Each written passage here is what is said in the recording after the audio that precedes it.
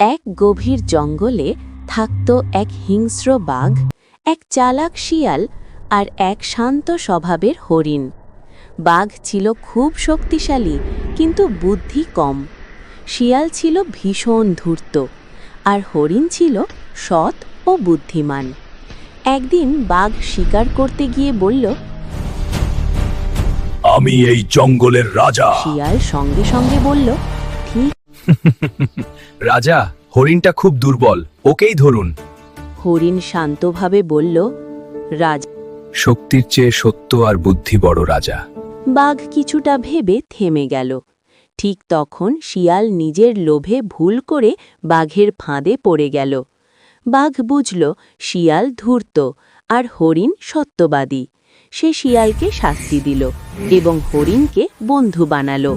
সেদিন থেকে জঙ্গলে শান্তি ফিরে এলো।